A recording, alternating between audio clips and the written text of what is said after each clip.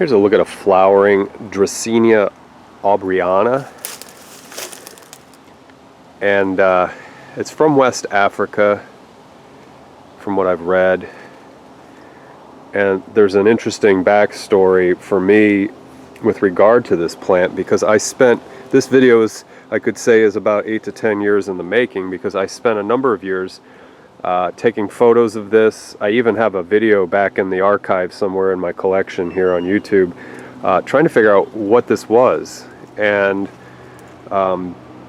had no idea. One friend told me order of asparagus, and that's of no use. And then so I figured it was something in Asparagaceae, and I was looking through that. And so finally last year I went down and took a more or less a voucher sample of this plant to Brett Jestro, who is the director of collections and a PhD botanist at Fairchild, and he was able to identify it, and rather quickly, I might add, to his credit. I mean, he just kind of looked at it, and then he got on one of the I forget that plant's database place, but anyway, he pulled it up within a minute or so.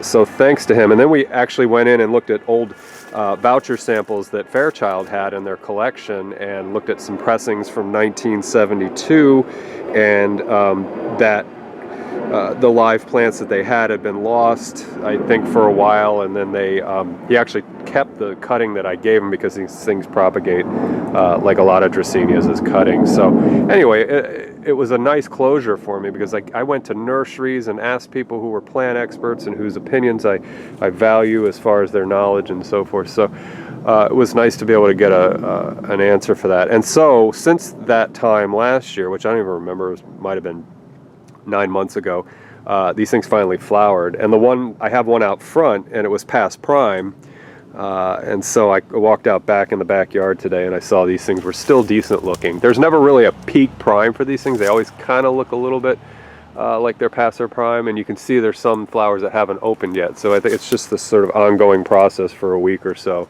Otherwise, they're kind of a nice ground cover.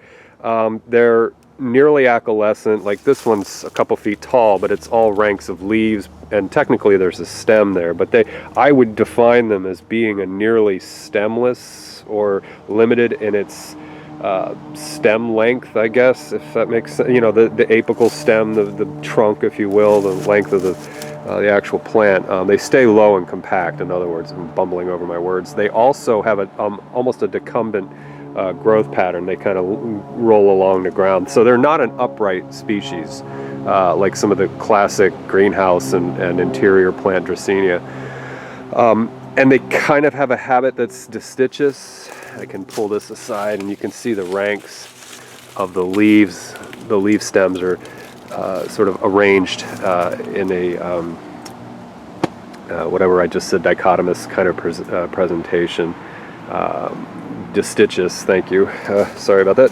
Anyway, so Dracaena aubryana, again, years in the making as far as my trying to figure out what the hell I had on my hands here. It's an attractive plant, and this is just what I have here in front of you was a 3-gallon years ago, maybe 6 or 8 years ago, 10 years ago, I don't even remember now. And I just took a cutting out of a woman's garden and put it in a container and rooted it, propagated it, and then that divided that again. And I have a few divisions. I've given divisions away to people. Anyway, so Dracaena aubryana, and this one's just growing on the Treasure Coast of Florida. Doesn't mind the cold. It's rated as 10A, but I'd say this is taken down to 31 Fahrenheit since I've had it, maybe 30. So, you know, like 1 or 2 below 0 Celsius, 1 below maybe. So not too bad as far as cold tolerance. But I wouldn't know anything below that. I haven't been, this hasn't been exposed to anything colder than that.